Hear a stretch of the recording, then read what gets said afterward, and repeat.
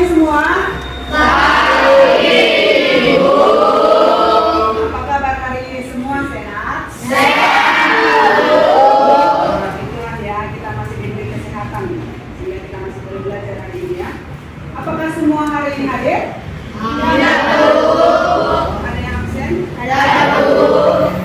Ada. Ya. Izin Alfa atau saat itu? Bapak besok dia sudah bisa hadir kembali ya.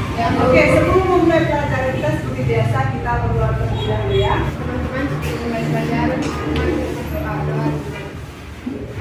Kita tepuk semangat happy dulu ya. Tepuk semangat happy. Pagi-pagi, semangat pagi, harus happy, unjuk gigi. Hari ini kita masih melanjutkan pelajaran kita tentang sel, spesialisasi sel. Tapi sebelum kita masuk ke materi kita, apakah kalian ingat pelajaran kita di pertemuan sebelumnya? Masih, Bu.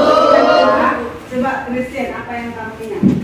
Saya mengingat sel adalah unit terkecil dari semua makhluk hidup. Ya, betul sekali. Sel adalah unit terkecil ya dari makhluk hidup. Ada lagi yang ingat? Coba kamu nakul. Sel tumbuhan memiliki kloroplas, sedangkan hewan tidak. Sel tumbuhan memiliki dinding sel, sedangkan hewan tidak. Sel hewan memiliki sentriol, sedangkan tumbuhan tidak. Itu beberapa perbedaan dari sel hewan dengan sel tumbuhan ya. Oke, baik sekali. Ada lagi kamu nakul? Apa yang kamu ingat? Sel terdiri dari 3 bagian yaitu membran sel, inti sel, dan sitoplasma. Oke, bagus sekali. Sel terdiri atas 3 bagian, membran sel, inti sel, dan sitoplasma. Oke, bagus sekali ya. Berarti kalian mengulang pembelajaran kita sebelumnya. Tujuan pembelajaran kita hari ini, coba salah satu siapa yang bisa membaca suaranya kuat dan ya. Coba kamu ya, jadi baca itu tujuan pembelajaran kita. Tujuan pembelajaran tadi didapat atau memiliki spesialisasi dan bentuk inti dan letak pada organisme seperti seluler, hewan, dan tumbuhan.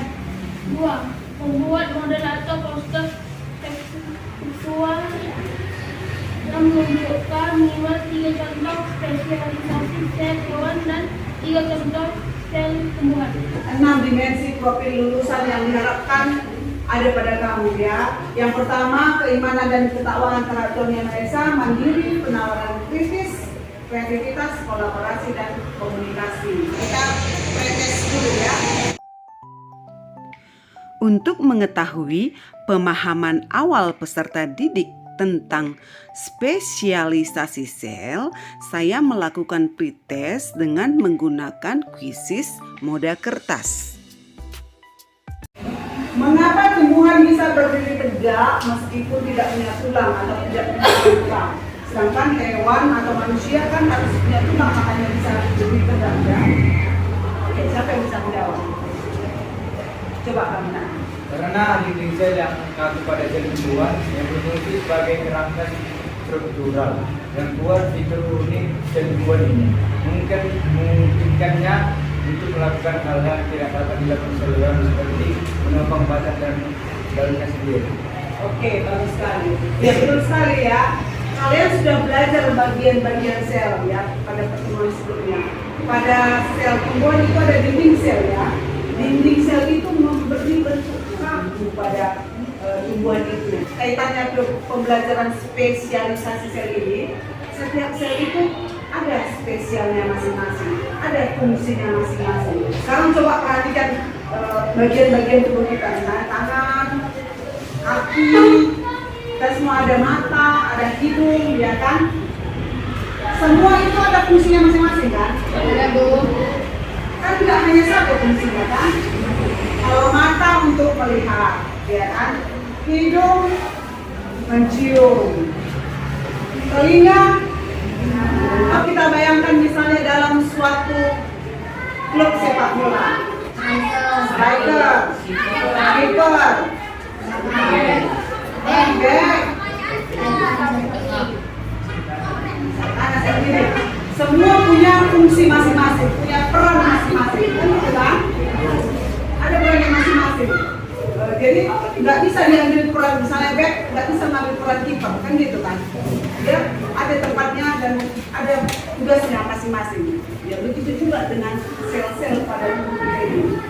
Ada perannya masing-masing. Agar kalian lebih paham tentang spesialisasi sel ini, kita tonton dulu videonya ya.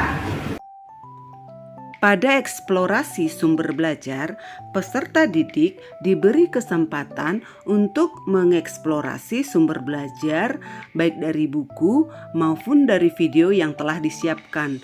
Mereka dapat mencatat hal-hal penting tentang spesialisasi sel hewan dan tumbuhan. Kalian berdiskusi kelompok membuat model atau poster visual tentang contoh-contoh diferensiasi sel seperti di tujuan pembelajaran kita tadi. 3 contoh untuk sel hewan, 3 contoh untuk sel tumbuhan. Di dalam kelompok, peserta didik berdiskusi terhadap pemahaman yang sudah mereka dapatkan dari eksplorasi sumber belajar yang sebelumnya mereka sudah lakukan dan menuangkannya dalam proyek mini, yaitu poster visual yang menunjukkan minimal 3 contoh spesialisasi sel hewan dan 3 contoh sel tumbuhan.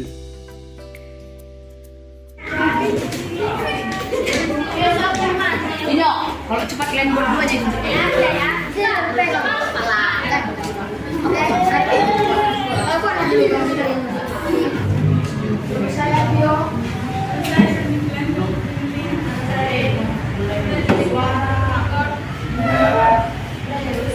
Jadi di sini ada spesialisasi sel hewan.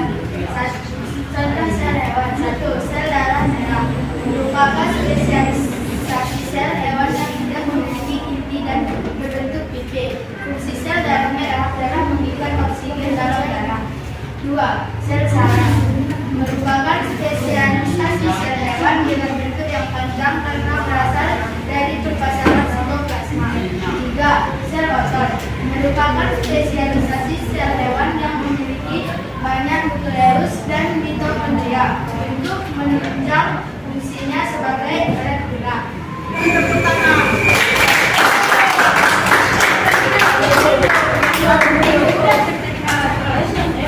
Jadi kalau sel-sel ini tidak mengalami spesialisasi, kita ini sebagai organisme nggak dapat menjalankan fungsi setiap organ tubuh kita ini dengan benar ya.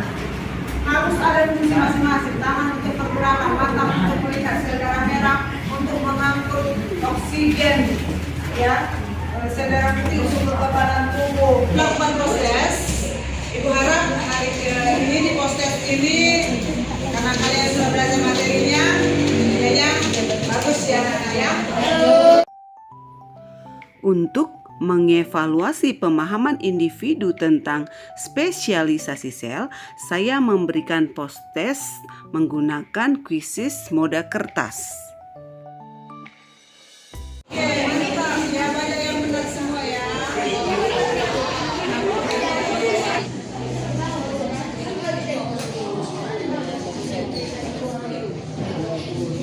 Jadi sekarang kita refleksi dulu. Apa yang sudah kalian pahami dari pelajaran ini dan apa yang belum? Kalau sudah kalian tulis, kalian tempelkan aja di sini ya.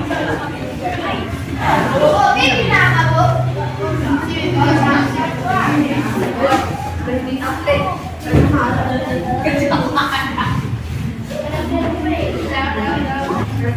Apa kesimpulan dari pembelajaran kita hari ini? kesimpulan yang kita dapat dari pelajaran kali ini adalah spesialisasi sel adalah kunci keberhasilan organisme dan organisme multiseluler untuk menjalankan fungsi kehidupan yang kompleks.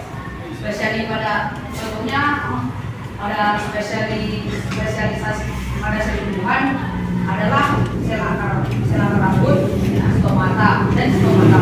Juga ada juga spesialisasi pada sel hewan yaitu sel darah merah, sel saraf dan sel otot. Terima kasih.